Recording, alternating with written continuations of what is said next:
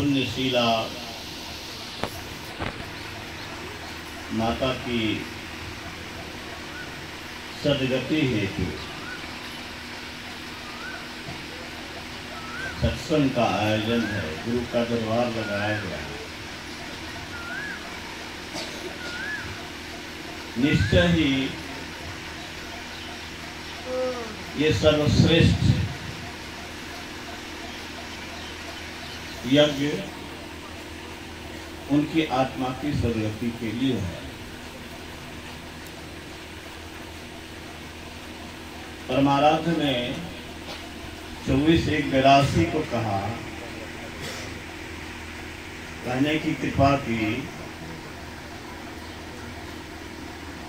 अभी केवल हम लोग सत्संग करते हैं ऐसी बात नहीं है, परंतु वे भी हैं जो चले गए हैं और हैं। अगर संत का यहाँ आगमन हुआ तो ये तो तीर्थराज हो गया। तीर्थों को भी पवित्र करने वाला यह जगह होगा अगर संत का पदार्पण यहाँ होगा। और मुझे दृढ़ विश्वास है कि श्रद्धा भक्ति से गुरु का आवाहन हो तो गुरु प्रत्यक्ष होते हैं। 2 मार्च 1970 को अखिल भारतीय महाधिवेशन दिल्ली में कहने की कृपा की, जीवन मुक्त लोग सत्संग में आते हैं, चाहे गुप्त या प्रकट होकर। रामायण में हमने पढ़ा, आप भी पढ़ सकते हैं, भगवान शिव ने कहा है कि मैं और काकभूषुंडी जी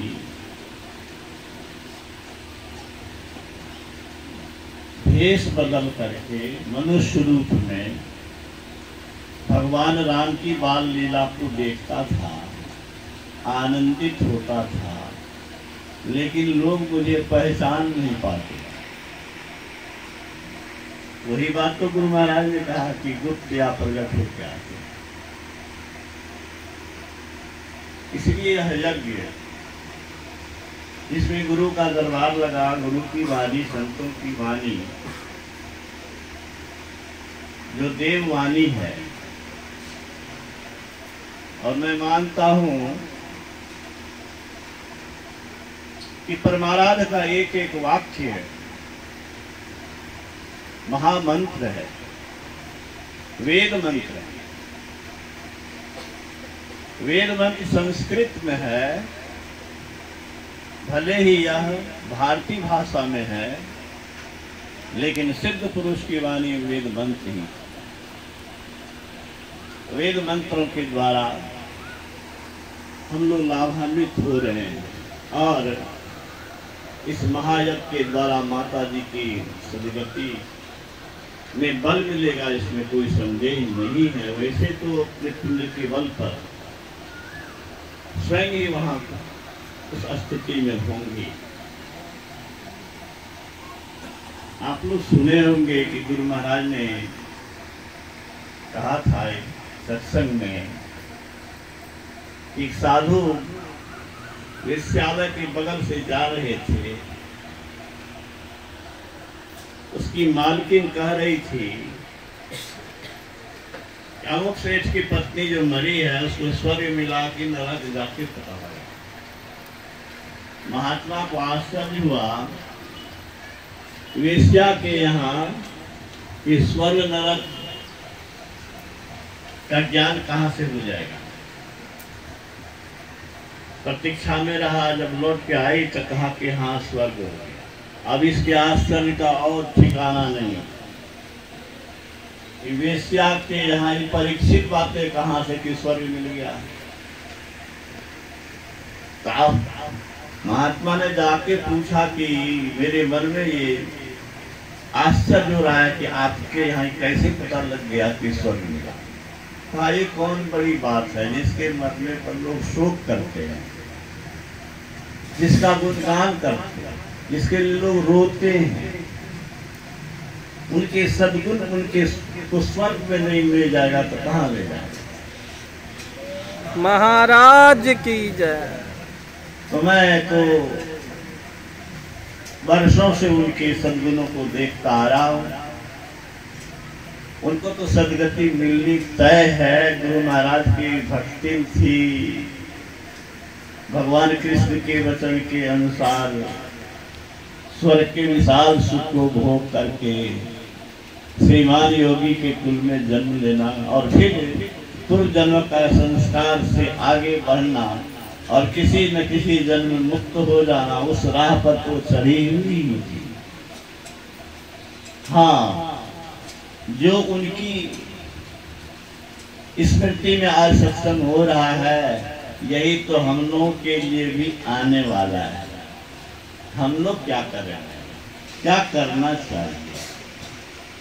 गुरु महाराज ने कहा,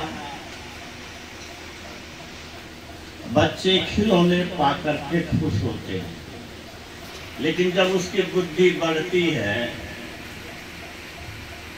तो समझता है कि खेल भले बचपन का छूट गया। यहाँ ऐसे भी बच्चे हैं, यहाँ ऐसे भी बच्चे हैं जो शारीरिक सुख सुविधा की व्यवस्था में ही अपना जीवन खपा देते हैं। आगे क्या होगा इस पर ध्यान नहीं देते।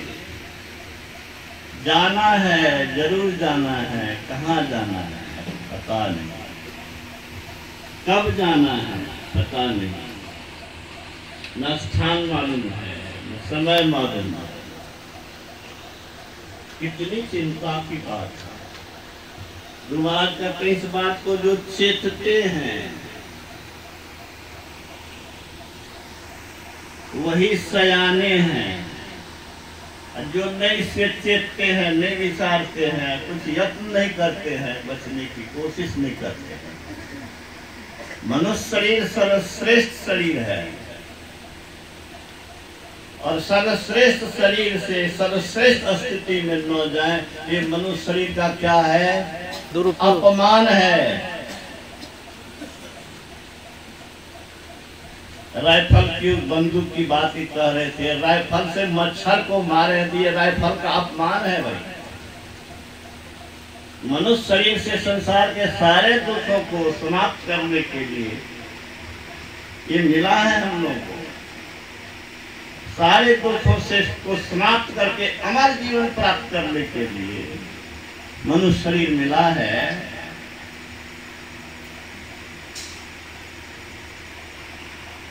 कुछ लोग कहते हैं कि काम से फुर्सत नहीं मिलती। अच्छी स्थिति में हम जाएं, यह भी तो संसार का ही काम है। ये शरीर क्षणिक है। क्षणिक शरीर को अच्छी स्थिति में ले जाने के लिए लोग क्या नहीं करते हैं? जब से जगते हैं निद्रा देवी की गोद में सोने से पहले तक अहर्निश इसी उद्यम में लगे रहते हैं कि कैसे हमारा जीवन सुखमय, क्षणिक जीवन जिसका कोई ठिकाना नहीं है, कब समाप्त।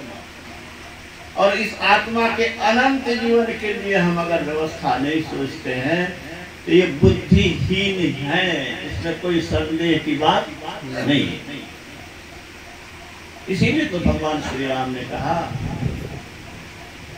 नर तन पाई विषय मन देही फल की सुभाते सठ विषय।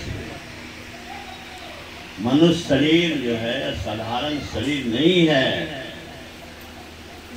गुरु महाराज कहते हैं, अगर मोक्ष का साधन करते हो, ये शरीर शिवालय है, तुम चाहो तो शरीर को शिवालय बनाओ या विष्टा का घर बनाओ। क्या नहीं खाते हैं? मेवा मिष्टान फल फूल एक से एक चीज खाते हैं, लेकिन बनतांत में क्या है? पाखाना। तो ये पाखाना का कारखाना ही बना हुआ रहेगा। ये शरीर का निगेटिव पॉइंट है, लेकिन शरीर का पॉजिटिव पॉइंट यह है कि इसको हम मंदिर बना सकते हैं, इसमें ईश्वरत्व को प्रकट कर सकते हैं, ईश्वर को प्रकट कर सकते हैं।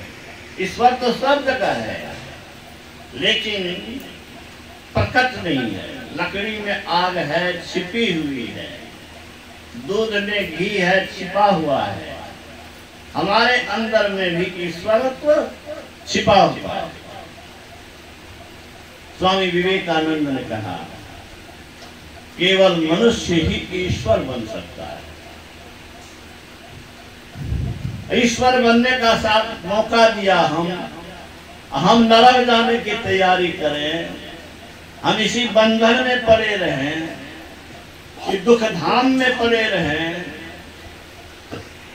जेल में पड़े रहें, काया दुर्ग दुखद बंदी खाना, दुखद बंदी खाना, जले अग्निया में दुख की हम बंदी जुग जुग से जलते। कि 10-20 बरस 30 बरस के लिए तो हम लोग क्या नहीं करते हैं, अयुगों करोड़ों वर्ष दुख में पड़ेंगे अगर चेतेंगे नहीं। यही तो संत महात्मा कहते हैं, सत्संग इसी के लिए होता है कि आदमी चेते, जाने, समझे करना क्या है, क्या करने से हमारी अच्छी गति होगी, अच्छी स्थिति में हम जाएं। वही तो प्रार्थना भी किया गया गुरु महाराज के द्वारा, गुरु कीजिए भवनिधि पा 9 द्वार 10 4 इंद्र में भव दुख सहमो पार। युगों से भोगे हैं, अनंत बार रोए, छटपटाए, चीखे, चिल्लाए, कराहे हैं। वही आगे भी होगा यदि गुरु के शरण में नहीं रहे। संत शरण जो पड़ा ताही का लगा ठिकाना, और नहीं कहीं कुशल सकल वैराज चला। दो ही चीज है, या तो अपनी आत्मा की ओर चल करके कल्याण करो, नहीं तो इस विषयों की धार में बह करके दुर्दशा नरक भोगते हो अनंत काल। अनंत सुख पाओ या अनंत दुख भोगने की राह पर इस शरीर इंद्रियों में चिपके रहो, इसी में सुख खोजते रहो। कांच क्रीच बदले के ले ही करते दारी परसमणि दी। ताही करहूं भल कही न कोई, गुंजा ग्रही परसमणि कोई। पारस जो लोहा को सोना करता है,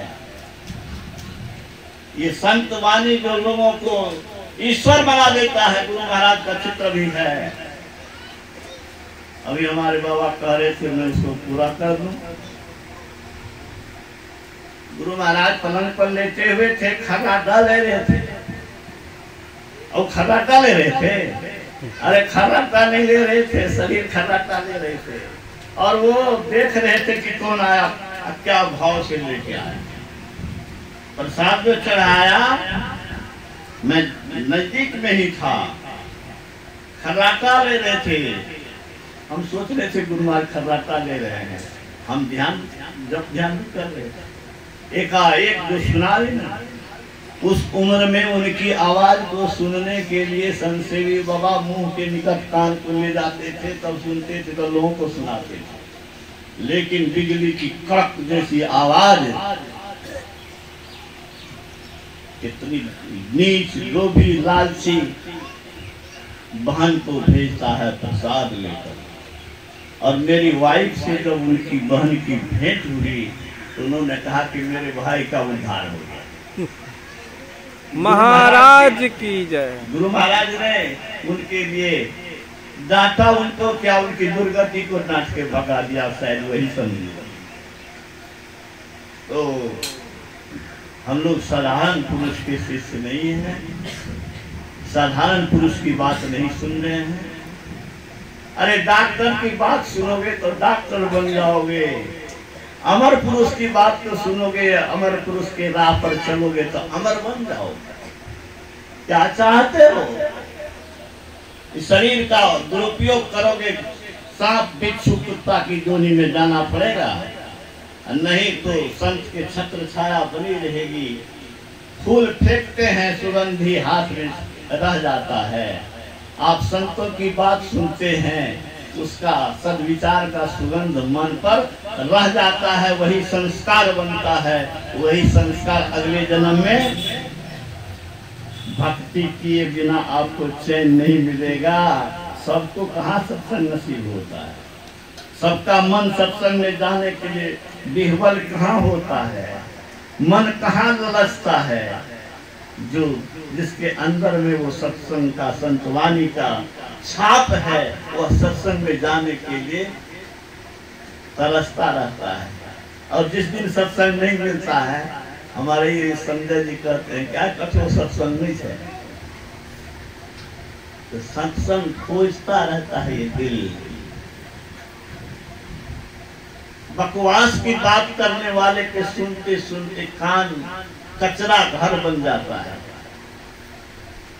ये कान का सुअवसर है कि संतों का अमृत इस कान में जा रहा है। अमृत नाम का कोई चीज नहीं है। चीज अगर है तो ये ज्ञान है। जो ज्ञान अमरता दिला दे वही तो अमृत है। अमृत है क्या? बोलो क्या है? अरे जो जन्म मरण से छुटकारा दिला दे, मृत्यु को भगा दे, अमर जीवन। गुरु महाराज कहते हैं मनुष्य शरीर पा करके हर आदमी को चाहिए कि अमर जीवन जीने का स्वप्न देखे और उसके लिए प्रयत्न करे, पुरुषार्थ करे।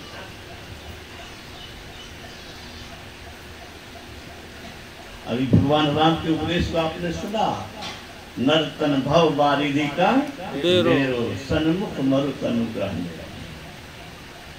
भगवान राम गुरु की सेवा कर रहे, गुरु से डर रहे। मुनिवर शयन किन्ह जो जाई, लगे चरण चापन दो भाई। इस गांव में हमको लगता है कि 5% भी मुश्किल से गुरु के शरण में होगा। 95% तो उसको आवश्यकता ही महसूस नहीं होती। अरे भगवान श्री राम गुरु की सेवा किए, कहिए तो सृष्टि के मालिक सर्वेश्वरवा परमात्मा, वह मनुष्य शरीर धारण करके गुरु की सेवा करते हैं और आपको गुरु धारण करने में भी भारी लगता है। कैसी बुद्धि मारी नहीं है, किए हो कि नहीं? अगर नहीं किए हो तो सोच लो। भगवान कृष्ण जन्म लिया तो फाटक खुल गया, पहरेदार बेहोश हो गया, हथकड़ी टूट गई। पुतना राक्षसनी स्तन में दूध पिला करके, विष लगा करके दूध पिलाने आई थी, जो मर जाएगा, उसी का प्राण चूस लिया। ऐसे जो भगवान श्री कृष्ण थे वो गुरु के शरण में थे, क्यों अवसर खो रहे हो? क्यों अवसर खो रहे हो? क्यों नहीं गुरु के शरण में जा रहे हो? अरे भगवान राम से, भगवान कृष्ण से, महर्षि मेरी से दोन उदाहरण 5 वर्ष तक गुरु की खोज में भटके हैं। लिए हैं दीक्षा की नहीं? गुरु के शरण में गए कि नहीं? नहीं गए हैं तो दे दीजिए, मैं ही निवेदन करूंगा और क्या करूंगा। कहे कबीर हम कहवे करबो, अने मानवे तो हम की करबो। महापुरुषों का कहना है कि श्रेष्ठ लोगों का जो कहना नहीं मानता उसका भला होना संभव नहीं है। जो महान बने हैं, जो सारे दुखों से छूटे हैं, उनकी बात मानोगे, उनके राह पर चलोगे, सारे दुखों से छूटने के रास्ता पर बढ़ोगे। और सबसे बड़ी खुशी की बात क्या है? निश्चिंतता की बात है, खुशी की बात है। क्या? जो गुरु शरण में रह करके सदाचार का पालन करके नित्य नियमित रूप से ध्यान सत्संग करते रहेंगे, वो वृक्ष कभी सूखेगा नहीं। वो वृक्ष कभी सूखेगा नहीं।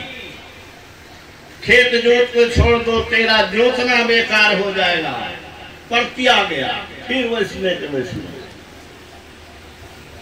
अरे डॉक्टर बन गया, कैंसर हो गया, अपने उड़ गया। संसार की सारी उपलब्धि कभी भी मिट्टी में मिल सकती है, ठीक है?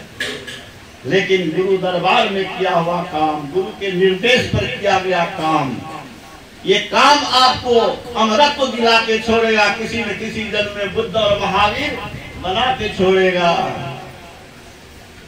यही तो मैं कहने आया हूं, जाओगे जरूर जाओगे। देखो मैं भी कैसा था, हमें लोग पहचान नहीं पाते हैं, मेरे मित्र लोग नहीं पहचान पाते हैं कि कैसे थे कैसे हो गए। शरीर का कोई ठिकाना नहीं है। कुछ लोग कहते हैं, बच्ची लोग कह सकती है कि हमारी उम्र नहीं मिले। कल को विद्यार्थी कहा कि सर हमरा की उम्र नहीं मिले। हमने कहा कि तुमसे बहुत छोटा भी दुनिया से चला गया, इतना छोटा कि गर्भे से मरा हुआ निकला। तुम्हारा क्या ठिकाना है, कब तक रहोगे? जब तक जीवन है, सांस चल रहा है, अच्छे से अच्छे काम कर लो, अच्छा से अच्छा बन जाओ। अच्छा से अच्छा कैसे बनेगा बाबू? बड़ा गौर से सुन रहे हो। अच्छा से अच्छा कैसे बनेगा? अच्छी से अच्छी बात सुनेगा, ठीक है? अच्छी से अच्छी बात सुनेगा तो अच्छा बनने की लालसा होगी, और लालसा होगी तो अच्छा करेगा, और अच्छा जो करेगा वो अच्छा बनेगा। स्वामी विवेकानंद ने कहा, कोई निरंतर अच्छी बात सुने, अच्छी बात सोचे, अच्छे साहित्य पढ़े, अच्छे लोगों के संग में रहे, अच्छा काम करे, अच्छाई के शिखर पर पहुंच करके वह महापुरुष और अंत में ईश्वरत्व को पाएगा। इंद्रियों के बहकावे में नहीं पड़ना है जवानों।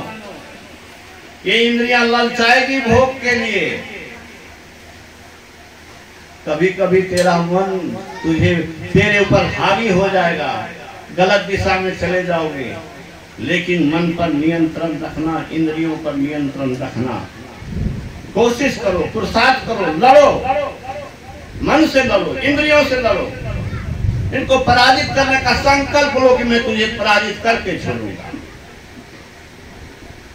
बहुत ललचाता है। मैं बराबर कहता हूं कि इंद्रियां ललचाती है विषय भोग के लिए, ललचाती है, भरमाती है, भटकाती है और दुर्दशा कराती है। चाहती हो, नहीं चाहती हो तो सावधान। इस चित्त में गुरु और गुरु वाक्य को छोड़ करके दूसरी वाक्य को रहने मत दो। कोशिश करो। मन अगर बहकता है तो उसमें मंत्र जाप करके गुरु से प्रार्थना करो कि हे गुरुदेव, ये मेरा मन मुझे पतन क्यों ले जा रहा है, मुझे बचाओ गुरुदेव। गलती हो जाए तो गुरु महाराज ने कहा कि घूरो, पछताओ, प्रार्थना करो अपने इष्ट से, क्या कि मेरा मन छुतहर बन गया, बचाइए गुरुदेव। अब जो हुआ सो हुआ, अब आगे मुझे बचाओ। और दृढ़ संकल्प लो। क्या करो? दृढ़ संकल्प लो कि हमें महान ही बनना है, हमें सांप बिच्छू की जोनी में नहीं जाना है, भिखारी नहीं बनना है, अपंग अपाहिज नहीं बनना है। बचना चाहते हैं तो संत ही रास्ता है, नहीं तो ये इंद्रियां, ये मन आपको दुर्दशा कराती रहेगी, अपंग बिच्छू सांप बना के छोड़ेगा।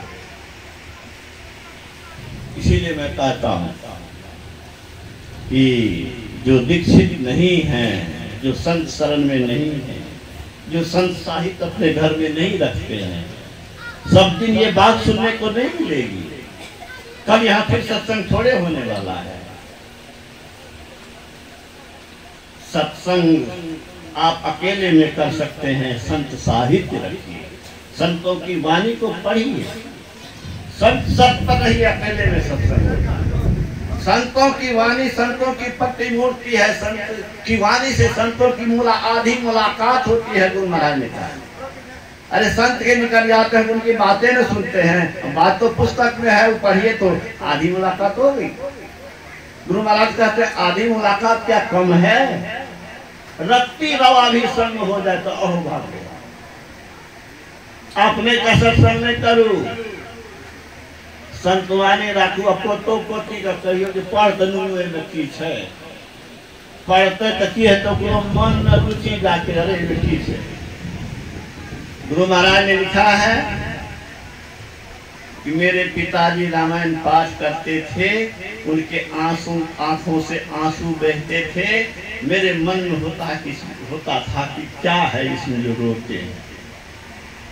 तो प्रेरणा होती है ना, आप क्या करते हैं, आपके वाणी का, व्यवहार का, आचरण का, दिनचर्या का आपके बाल बच्चे पर प्रभाव पड़ता है। आप अच्छी दिशा में बच्चे को ले जाएं। अब्दुल कलाम साहब भारत के राष्ट्रपति, अभूतपूर्व राष्ट्रपति, मिसाइल मैन वैज्ञानिक, जो शक्ति भारत को नहीं थी, पोखरण में परमाणु परीक्षण करके विश्व को दिखा दिया कि भारत भी शक्ति संपन्न परमाणु बम से सुसज्जित हो चुका। अमेरिका को पता तक नहीं चला, जब यहाँ से प्रसारित किया गया तब जाना, और आश्चर्य पड़ गया कि विस्फोट हो गया और हम लोगों को पता भी नहीं चला, हमारा तंत्र फेल कर गया। उस वो मिसाइल में कलाम साहब की जीवनी को पढ़िए। वो बचपन में गीता पढ़ते थे, गीता से प्रेरणा लेते थे। कैठो घर में गीता है कहिए तो? कौन कौन गार्जियन है जो अपने बच्चे को गीता पढ़ने के लिए प्रेरित करते हैं? ये अच्छी बात है क्या? हम अपने महान पूर्वज को भूल रहे हैं, महान पूर्वज को भूल नहीं रहे हैं, महान आदर्श को खो रहे हैं, और महान आदर्श को खो करके महान नीच बनते जा रहे हैं।